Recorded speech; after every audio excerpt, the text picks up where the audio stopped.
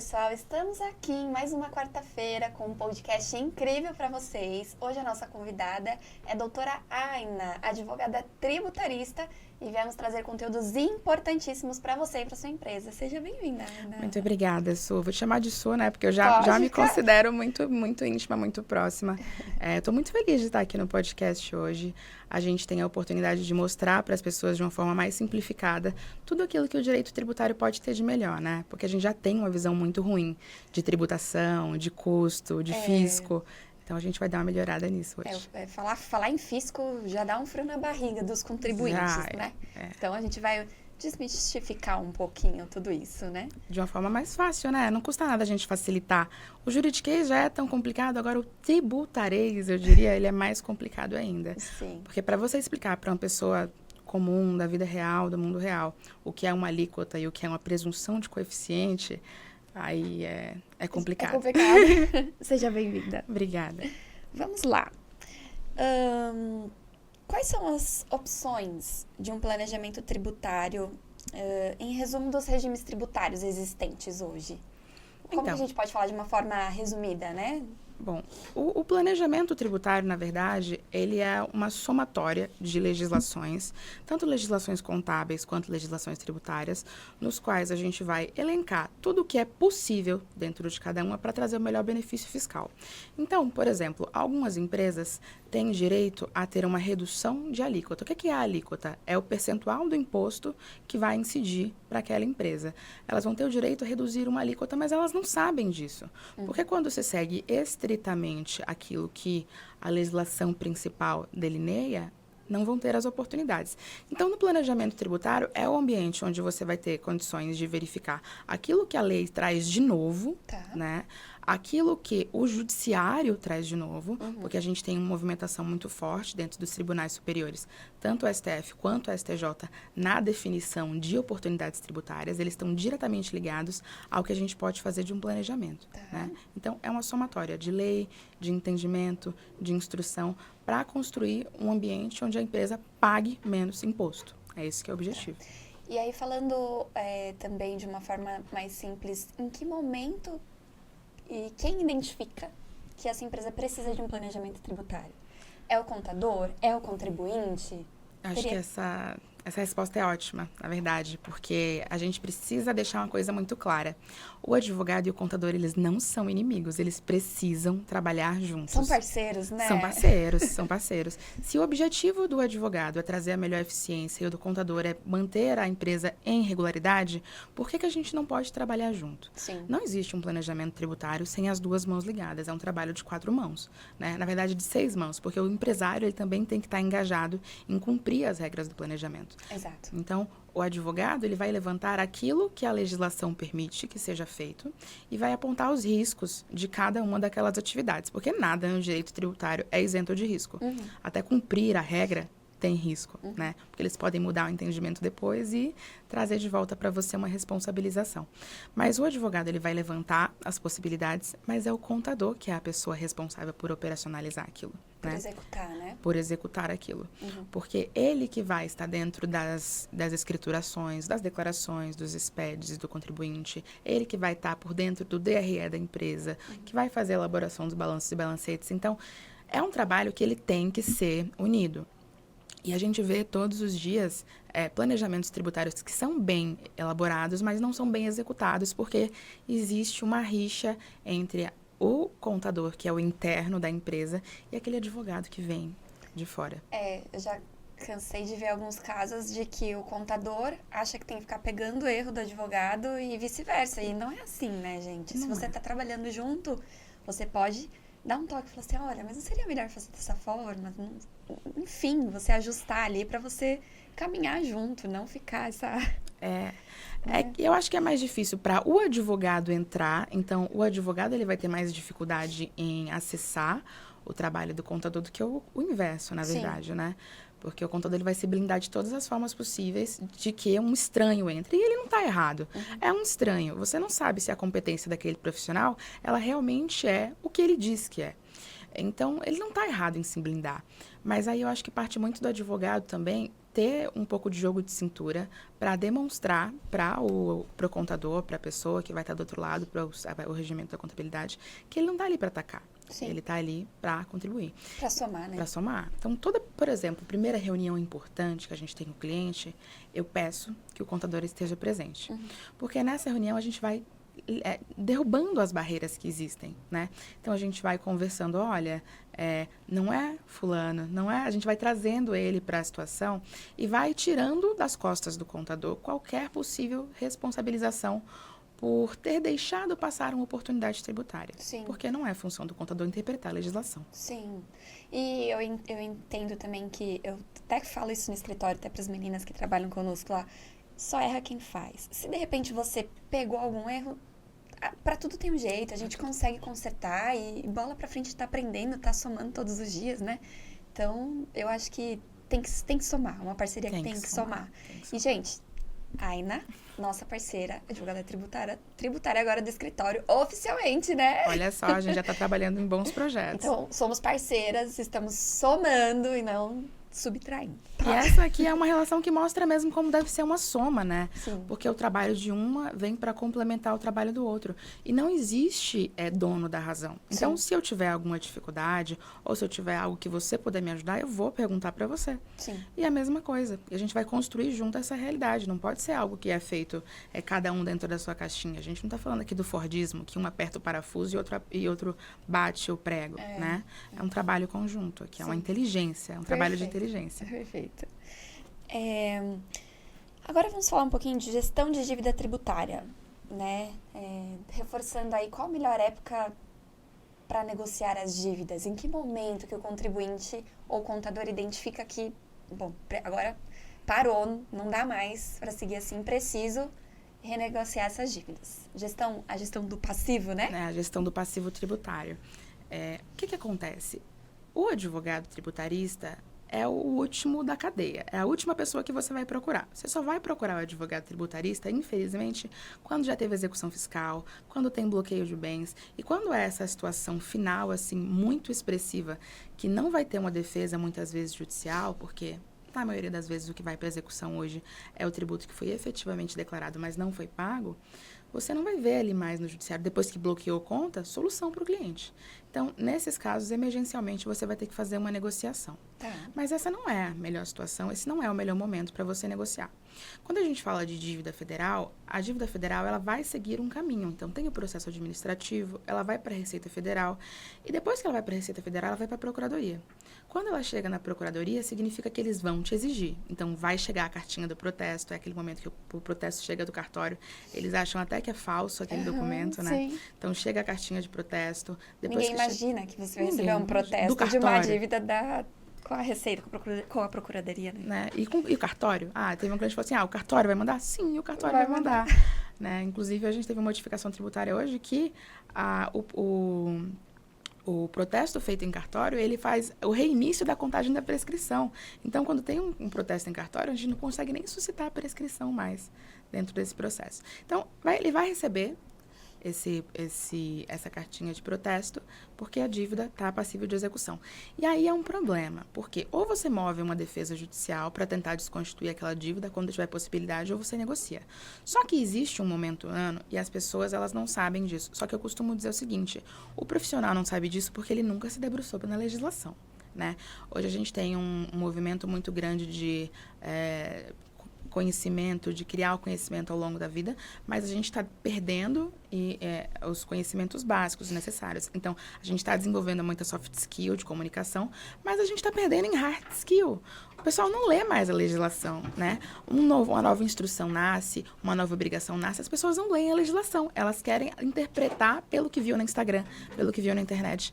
Então, está bem claro na instrução normativa da Receita Federal, da Procuradoria, da Receita Federal, nas portarias da Procuradoria, está bem claro esse momento. E nas legislações da Procuradoria, ela traz a seguinte informação, que todos os anos serão alterados critérios de capacidade de pagamento. O que é isso, né?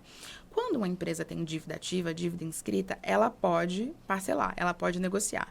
Mas o que vai dizer se ela vai ter mais desconto ou menos desconto é a quantidade de tributo que ela pode pagar num período de tempo. E eles estimam assim, quanto que essa empresa poderia pagar em 5 anos? Uhum. Só que o que é que eles utilizam como referência? As entradas da empresa, as notas de saída, o que tem de receita bruta, os veículos, os bens. Só que eles não consideram que tudo aquilo ali pode ser imobilizado, Sim. né? Aquilo ali não tem condição de ser utilizado. E outra coisa, receita não é lucro, Sim. né? Não representa. Então, eles só representam o positivo do negócio, não representam o negativo. Sim. E esse critério de pagamento do contribuinte, ele vai levar isso em consideração. Quanto ele pode pagar aos olhos da Procuradoria. Uhum. Então, se ele tem A, B, C ou D, que são as categorias de capacidade, no A e no B ele pode pagar mais, no C e no D ele pode pagar menos. O que acontece? Todos os anos, eles vão atualizar as informações que vão dizer se aquele contribuinte é A, B, C ou D. Tá. Eles atualizam no final de agosto, porque já houveram todas as entregas de declaração, já houve todas as obrigações acessórias dos anos anteriores, então agora eles podem alterar os dados. E aí eles alteram esses dados. Você vai virar A, B, C ou D. Se você virar A ou B, é ruim para você. Que você tem uma dívida ativa e não vai ter quase desconto nenhum. Se você é C ou D, significa que você vai ter um desconto alargado e um parcelamento melhor. Só que quando você é A ou B, você tem a possibilidade de pedir uma revisão daquilo. Né? E demonstrar, não através de uma presunção, o que a Procuradoria acha que é, mas através de uma comprovação numérica exata, o que realmente é. E esse prazo é um prazo de 30 dias. Então, as pessoas não sabem que o mês de setembro é um mês cabalístico para a gestão da dívida ativa, porque é nesse mês, e é só nesse período de 30 dias, que você tem a condição, a possibilidade de pedir a revisão. Então, 30 dias a partir do momento em que eles alteram a sua capacidade de pagamento no sistema. Então, só para entender, dia 31 de agosto, eles mudam a sua capacidade de pagamento. Aí, a partir de 1º de setembro, a gente pode entrar com um pedido de revisão dessa capacidade já com os documentos comprobatórios? Tem que ter os documentos comprobatórios desde agosto, Desde né? agosto, porque já. o cálculo não é um cálculo simples. Não. Você não vai conseguir comprovar com 1 mais 1 é igual a 2. Sim. Na verdade, nesse cálculo, se você somar 1 mais 1, vai dar menos 4, né? Então, é um cálculo que precisa ser realizado um algoritmo e eles não disponibilizam o cálculo adequado desse algoritmo. A gente vai construindo o cálculo ao longo do tempo. Entendi. Né? Mas é um cálculo para comprovar que a empresa não tem tanta capacidade de pagar assim. Tá. Né? Tá. A gente faz esse momento, no dia 31 eles fazem a alteração, abrem-se 30 dias para que você peça a revisão. E se você pede a revisão, é para você ter uma melhor condição de negociação. E os alunos perguntam assim, não tem nenhum outro momento que a gente possa fazer isso? Né? É claro que a gente pode fazer isso o ano inteiro, não vai ter nenhum óbito se vai pedir a revisão. Mas existe a probabilidade muito alta de ser indeferida, porque a lei determina o momento em que você pode fazer. Você só vai ter êxito de forma extemporânea, fora do prazo, se a capacidade de pagamento da empresa, do contribuinte, ela mudou drasticamente. Então, teve a necessidade de fazer um grande empréstimo, tem uma dívida agora do Estado, uma dívida do município, algo que onere tanto que diminua a condição dele pagar. Entendi. Perfeito, gente. Que aula, né? Perfeito. E a gente pode falar um pouquinho sobre recuperação de crédito tributário? A gente tem ouvido falar bastante sobre isso. Aliás, só um parênteses do que você falava anteriormente, que as pessoas se pautam muito em Instagram, em páginas. A gente sente lá no escritório também que as pessoas têm preguiça de ler um simples e-mail. Então, tá complicado. Essa nova geração que quer tudo muito rápido, tudo, né? Não se dá o trabalho de sentar e ler, entender, né? Então, É porque nos acostumamos muito negativamente, na verdade, a ter informação em 1 minuto e 30 segundos. Né? É o tempo de um Reels, o tempo de um TikTok. Então, eu estou tentando até fugir desse movimento e trazer vídeos mais longos com conteúdo fora do Instagram para os meus alunos, porque para a gente tentar levar um aprofundamento de conhecimento maior, porque a gente tem essa velocidade, essa necessidade instantânea. E aí, o que é que acontece? Como a gente tem essa necessidade instantânea de conhecimento, a gente não se aprofunda nas possibilidades da lei. Sim. Eu conheço muito advogado, tributarista, muito profissional que se dedica à recuperação de crédito tributário, porque você não precisa nem ser advogado nem contador para fazer esse trabalho, usando ou legislações que já foram revogadas, né, para pautar suas diretrizes, ou que nunca leram a própria legislação. E que legislação é essa, gente? A Instrução Normativa 2055 da Receita Federal, de 2021, ela traz de ponta a ponta todos os critérios de recuperação de crédito tributário. Seja pelo ressarcimento, pelo reembolso, pela restituição, pela compensação, ela traz tudo que a Receita Federal autoriza. Sim. Mas as pessoas não se dedicam nem a ler isso para apresentar para os seus clientes as possibilidades, né? E nesse movimento de necessidade rápida de conhecimento, as pessoas não se aprofundam na possibilidade. E o que gera é que todos os dias, todos os meses, nós temos notícias de grandes negócios, de grandes empreendimentos que foram penalizados por compensações de crédito que foram realizadas de forma inadequada. Sim. Né? Ou porque a empresa que operacionalizava, na verdade, era uma empresa falsa e ela operacionalizava créditos que não podiam, ou porque, na arbitrariedade do contribuinte, ele decidiu que ele ia aproveitar créditos que não tinha direito. Mas é sempre nesse sentido. E as pessoas acham que a Receita Federal não pega, né? Pois é. Mas ela pega. Pega. Ela pega porque Pode existe demorar um pouquinho, mas aparece, mas vem. com 4 anos, 11 meses e 29 dias, chega a cartinha do processo administrativo para você. Sim. Né? Sim. Então, não tem muito o que fazer. Ela vai te autuar se você fizer errado. Porque o sistema de inteligência artificial hoje, se pra gente ele é muito futurístico, ele é muito favorável, imagina para a Receita Federal, né? Que tem as melhores mentes para poder desenhar os cruzamentos de informação. Tudo que entra e sai de sua conta, eles sabem. Sim. Então, vai saber o que aconteceu, né? Principalmente porque o processo de compensação é feito dentro do sistema deles. Você tem que apresentar as informações. Se estiver errado, eles vão identificar. E aí, a recuperação de crédito hoje é uma possibilidade muito boa para as empresas e eu diria que é algo que tem que ser aproveitado logo. Porque nós temos uma reforma tributária batendo na porta que em 2033 extingue o ICMS. Sim. Né? E os outros tributos, eles vão sendo extintos nesse período aí também. Só que, com isso, a gente vai cessar a possibilidade de compensar crédito da forma que a gente compensa hoje. Sim. Então, todas as empresas que pagaram a mais ou pagaram indevidamente nos últimos anos e não fizerem o processo de recuperação vão perder esses créditos, porque a sistemática de recuperação ela vai mudar completamente. Então, hoje a gente recupera crédito para todos os setores, basicamente. A gente consegue verificar situações onde os créditos podem ser verificados, recuperados, compensados, mas a gente tem aqueles segmentos que são mais delicados de trabalhar. Então, por exemplo, nos regimes, quando a gente fala de Simples Nacional, a gente tem um pouco mais de dificuldade de proceder com recuperação de crédito tributário. Tá. Porque por ser um regime mais simplificado, porque simples ele não é, né? Não sei. Mas com obrigações mais simplificadas, Tudo ali fechado Numa numa guia, mesma, né? numa mesma guia, né? um único documento. Então, ele vai pagar um imposto único, ele vai pagar uma única alíquota. Só que não significa que aquele único valor que ele está pagando é relativo a um tributo só. Sim. Dentro daquele percentual que ele está pagando, 4% do anexo 1, na primeira faixa, 4% que ele vai estar pagando, aqueles 4% vão estar segmentados entre o imposto de renda, contribuição social, ICMS, ISS, se você for prestador de serviço. Então, tudo vai estar ali. Isso é uma coisa que os contribuintes, os clientes têm dificuldade de assimilar um pouquinho, né? Porque, por exemplo, eu tenho uma dívida, foi negociada, está em dívida ativa, foi negociada, mas a prefeitura mandou para protesto e está na dívida da prefeitura o ISS. Então, eles separam também, né? Então, a prefeitura cobra a parte dela e a Receita vai cobrar a parte dela. Aí ele fala, mas eu paguei aquela dívida que era do Simples Nacional. Mas por que separou? Porque a prefeitura faz a cobrança dela e a receita dela. Porque dentro daquele valor da DAS que o contribuinte paga, tem o imposto federal, tem o imposto estadual e o municipal. E por mais que o Simples Nacional ele seja administrado pela Receita, no processo de cobrança, cada ente tem o direito de cobrar a sua parte. Sim. Então, o que você negociou lá com a Receita Federal, com a Procuradoria, foi só a parte federal do seu débito, né? Sim. O resto ainda está lá pendente de negociação e a cartinha do protesto ela vai chegar invariavelmente. Sim.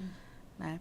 Então, no Simples, a gente tem um pouco mais de dificuldade, mas não quer dizer que não existam possibilidades. Tá. Hoje, a gente operacionaliza de forma muito clara a revisão dos códigos de NCM para os comerciantes, porque estes comerciantes podem ter produtos monofásicos dentro da sua estrutura, e aí esses produtos monofásicos, mesmo para o Simples Nacional, tem a alíquota zero de PIS e COFINS para o comerciante na ponta final. Então, a gente consegue recuperar. Só que, pelo ato de ser já uma empresa mais simplificada, né, não é só a parte contábil que se simplifica, a operação interna também. Então, muitas vezes, o Simples Nacional ele não vai ter um inventário, ele não vai ter um registro oficial do que entra e do que sai todos os dias. E quando a gente não tem essa organização documental, técnica dentro da empresa, a gente não consegue operacionalizar. Então, para o Simples hoje, é difícil recuperar crédito tributário. Tá. Para o lucro presumido, a gente tem aí condições boas para segmentos específicos e teses que valem para todos, mas é no lucro real mesmo que estão localizadas as melhores oportunidades tributárias, né? A própria legislação, ela traz o seguinte, que benefício fiscal e incentivo fiscal será obrigatoriamente apenas para o regime do lucro real. Tanto que uma das opções obrigatórias, né, das condições de obrigatoriedade do lucro real é você estar aproveitando de benefício fiscal. Só que temos benefícios para outros regimes. É porque a gente confunde a nomenclatura. Sim. O que a gente tem para o lucro real, que é incentivo fiscal, então fazer algo em detrimento de uma redução, é só para o real. O que a gente tem para os outros regimes são modificações da legislação, que são teses tributárias, oportunidades tributárias, não são benefícios tributários. Benefício tributário é uma coisa. O que a gente tem para os outros regimes são oportunidades de verificação da legislação e modificação de entendimento que vão te permitir recuperar um crédito, mas aquilo não é benefício fiscal. Perfeito, perfeito. E aí seriam para todo tipo de empresa a recuperação de crédito. Você acabou de falar que o Simples Nacional, o regime, né, do Simples Nacional é um pouco mais difícil, mas seria para qualquer ramo de atividade, para qualquer tipo de empresa. A gente tem uma maior concentração de oportunidades tributárias para o segmento da indústria e do comércio. Tá. Mas não significa que o serviço também não tenha oportunidades. Tá. O que acontece? Existem oportunidades tributárias que vão atingir a empresa independentemente do setor da atividade dela ou da atividade que ela está produzindo dentro do seu cartão CNPJ. Por exemplo, quando a gente fala da possibilidade de verificar a folha de pagamento de uma empresa, qualquer empresa que tiver registrados na folha de pagamento, desde que seja lucro real ou presumido, vai poder fazer essa análise. Por que o Simples não pode? Porque vai estar dentro, né, da DAS. Então, no lucro real e no presumido, a gente consegue verificar a folha de pagamento. Sim. A tributação da folha de pagamento para as empresas hoje é de até 28,8%. E aí vai estar incluso o CPP, vai estar incluso o SAT-RAT e vai estar incluso a contribuição de terceiros. 30% sobre a folha de pagamento é um percentual de tributação muito alto. Sim. Só que tem coisas na folha de pagamento que não deveriam ser tributadas. E essas são as oportunidades. Oportunidades de retirar da folha de pagamento uma tributação que é indevida. Por exemplo, quando você tem o aviso prévio indenizado, ele faz parte da folha para o RH, Sim. ele faz parte da folha para a construção do DRE da empresa, mas para a tributação, para a base de cálculo do INSS, ele tem que ter lá na partezinha de descontos a sua relação. Ele não pode compor a base, ele tem que ser descontado, né? Diversas outras verbas também podem ser descontadas e todos os meses nós temos um novo julgamento que traz um entendimento acerca de uma das verbas, né? Tivemos agora a confirmação e a modulação dos efeitos de que o 1/3 de férias, um terço constitucional de férias, ele faz parte da base de cálculo. E qual é a diferença que a gente faz, né? O valor que ele está recebendo é com relação a um trabalho que ele prestou ou é uma indenização por alguma coisa que aconteceu? Se é uma indenização, não deve ser tributado. Se é com relação ao trabalho, deve ser tributado. E aí a gente analisa as folhas. Então, qualquer segmento que tenha seus funcionários registrados corretamente, eles terão a possibilidade de recuperar. Outra coisa que é possível, toda empresa do setor comercial e da indústria tem a tributação do PIS/COFINS e também tem do ICMS. Essa é a tese do século, que muitas empresas ainda não realizaram, que é excluir da base de cálculo do PIS e da COFINS o ICMS. E estamos agora no STJ tratando da exclusão do ISS da base de cálculo do PIS e da COFINS, uma outra possibilidade de exclusão. Porque o que a gente entende é que, se para quem comercializa não pode, para quem presta serviço também não pode, né? A ideia é a mesma. Sim. Porém, o contribuinte não está ganhando essa batalha, não, né? A gente vem perdendo e vem perdendo muitas batalhas na recuperação tributária. Esse ano a gente teve muitas legislações arbitrárias para dificultar mais esse trabalho de compensação. Para que eles vão facilitar, né? Não vão facilitar, porque a minha interpretação, meu ponto de vista é o seguinte, Su, eles vacilaram lá atrás. Eles deram a possibilidade de que a gente pudesse excluir o ICMS da base de cálculo do PIS e da COFINS. Isso é correto, eu considero correto. Mas eu acho que o problema foi a modulação dos efeitos que eles fizeram. Eles não modularam o efeito. E essa tese estava em julgamento há mais de 20 anos. O que significa que quem entrou com essa ação 20 anos atrás teria 20 anos para recuperar de crédito, mais 5 anos anteriores à legislação. Então, 25 anos de crédito a recuperar. Isso gerou um crédito absurdo. Imagina. De PIS e COFINS para as empresas com créditos bilionários. E não tem para onde escoar esses créditos. Então, eles fazem a compensação. E eles compensam de forma cruzada, como é federal, compensa com imposto de renda, contribuição social, com tudo. Sim. e a empresa deixa de pagar imposto todos os meses, né? A guia dela é uma guia que vai ser totalmente compensada. Sim. Isso reduz a arrecadação. E à medida que foi sendo verificado que a gente podia fazer exclusões, que a gente podia levar aquilo ao judiciário, isso foi ganhando volume, do outro lado, a arrecadação foi diminuindo, porque a gente parou de arrecadar e começou a compensar. Sim. Esse ano a gente teve uma medida provisória, a medida provisória 1227, que ela foi considerada, foi chamada por quem a produziu, né, o Executivo Federal, de medida provisória do equilíbrio fiscal. Sim. Essa medida provisória ela vinha como uma forma de equilibrar a compensação exacerbada de crédito do contribuinte, só que ela era totalmente arbitrária. Ela foi publicada, acho que, salvo engano, no dia 6, e ela fazia o seguinte, 6 de maio. A partir do dia 1º vale, do dia anterior, da semana anterior. Então, a partir de agora já vale. E já vai ter validade, não vai respeitar a Constituição, não vai respeitar princípio, não vai respeitar nada. E o que ela trazia? Ela trazia a seguinte afirmação: a partir de agora não pode mais fazer compensação de crédito cruzada e não pode mais compensar crédito presumido. Pronto. Você pegou a maior parte das empresas do Brasil e fez que a contabilidade delas parassem. Todo mundo parou. Quem fez, quem não fez, não faz mais. Quem não fez mais, e agora? O que você vai fazer? Porque você não está mais contando com a necessidade de pagar aquele imposto todo mês, porque você está compensando. Você tem créditos milionários para você compensar. Você ainda tem crédito? O que você vai fazer? Então, eu tenho parceiros que falaram assim, a gente parou a contabilidade. Parou tudo. O que a gente vai fazer agora para essas empresas? Vai gerar uma dívida altíssima, porque as empresas não podiam mais compensar, né? Não, tinha um monte de crédito de PIS e COFINS e não podia mais compensar imposto de renda, não podia mais compensar a contribuição social. Só podia compensar PIS e COFINS com PIS e COFINS. E PIS e COFINS, ele não tem uma alíquota tão alta assim para você, né? Para você compensar essa quantidade em tão pouco tempo. Isso ia dar um prejuízo muito alto, porque as alíquotas maiores são de imposto de renda e contribuição social. Sim. E ela proibiu a compensação de crédito presumido, que são para aquelas empresas que têm a não cumulatividade, que podem se aproveitar de créditos das operações anteriores. Elas não vão pagar só aquilo da operação dela, elas pagam tudo, mas elas têm direito a aproveitar o crédito presumido. Se você tem direito a aproveitar o crédito presumido, como você tira esse direito do contribuinte? Vai estar sendo pago 2 vezes o tributo. Então, foi um caos. E como resolver?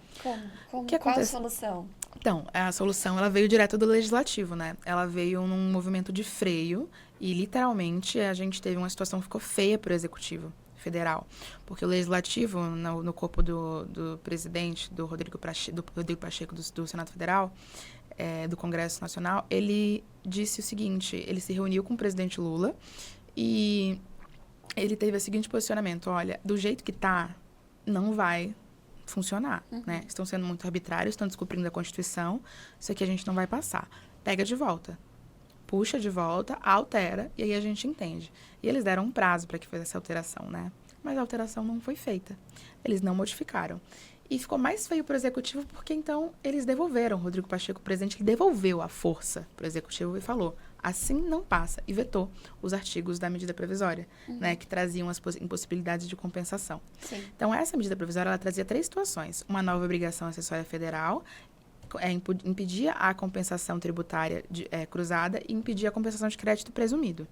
Ele vetou a compensação cruzada e a compensação de crédito presumido, a gente voltou ao status quo, não teve modificação.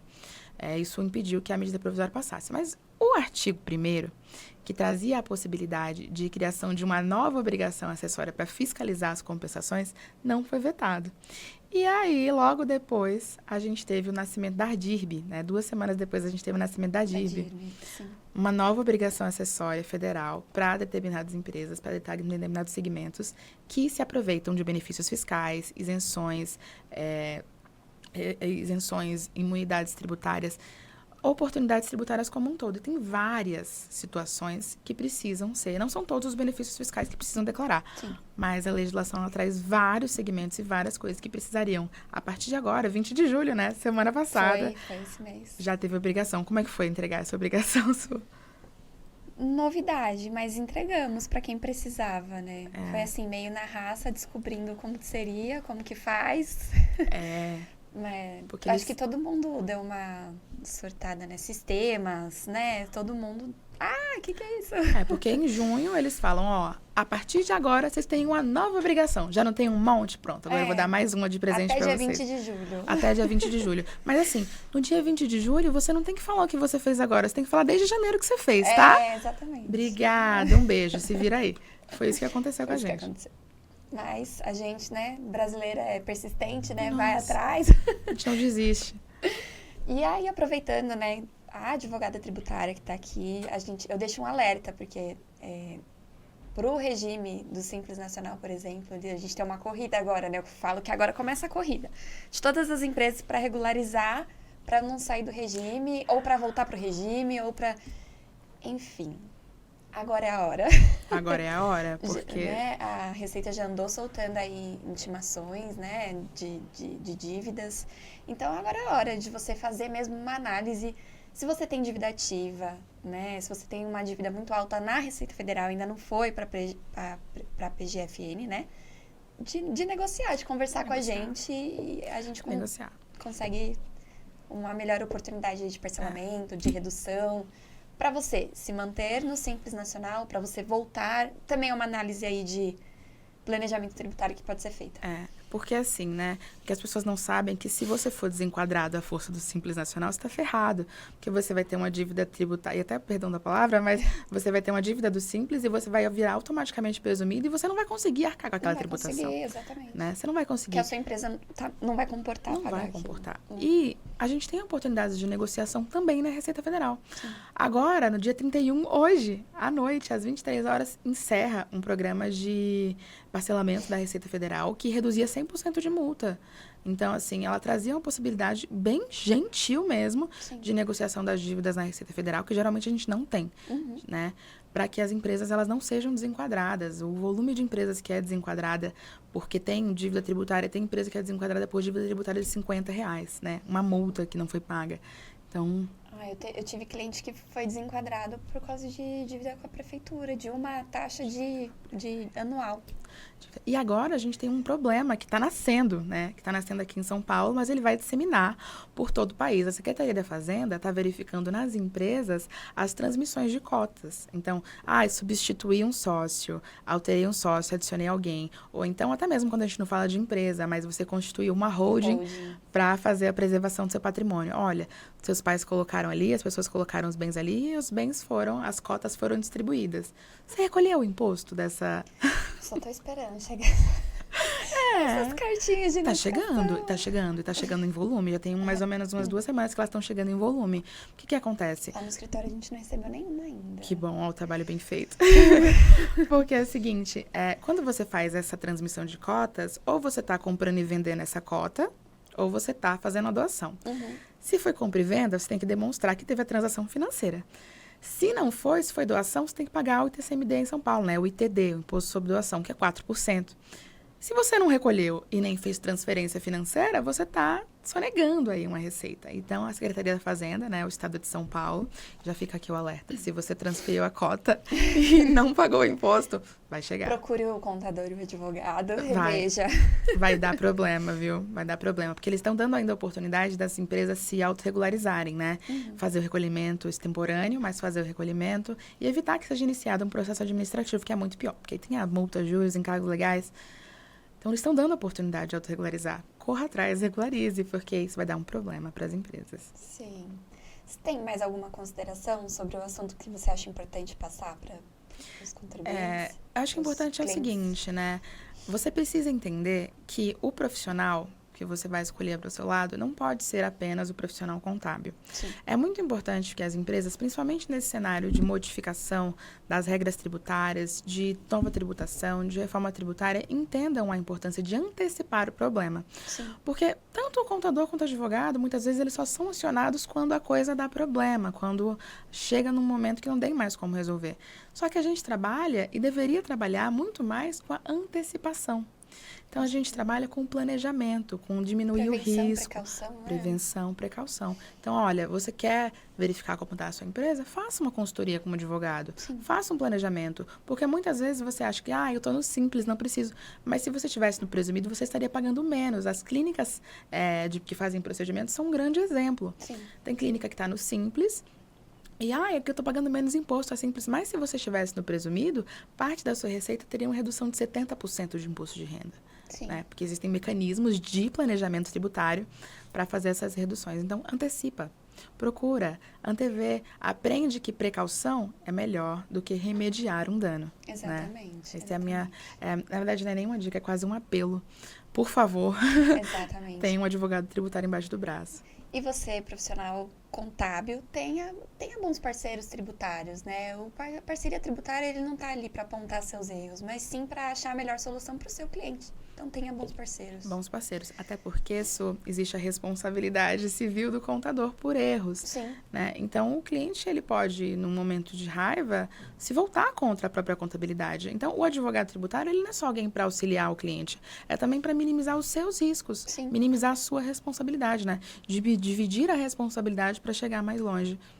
E aí, a gente está em constante aprendizado com a legislação tributária que a gente tem, né? A gente sabe que é muito difícil interpretar e você saber de tudo, né? Ninguém sabe de tudo. Então, a gente está em constante aprendizado, uma parceria. É isso, pessoal. Foi só um gostinho e a gente vai, com certeza, ter um segundo episódio com a doutora Aina sobre outros diversos assuntos. Que eu falo pra caramba, né? E é isso. Só ressaltando aqui pra vocês, ela é minha mentora agora em Direito Tributário, em Planejamento Tributário, então eu tô super animada, a gente vai começar aí uma mentoria, tô ansiosíssima. Os planejamentos tributários que vão sair da Ser Contabilidade podem se preparar que vão estar com tudo que a possibilidade jurídica dá, viu? Olha, tô ansiosa, porque a gente quer realmente ser o melhor em planejamento tributário, né, contabilidade e o direito aí em parceria. Em parceria. Então, obrigada Eu que por ter agradeço. vindo. Muito obrigada pela oportunidade de deixar o direito tributário mais legal. Imagina. Até a próxima, pessoal.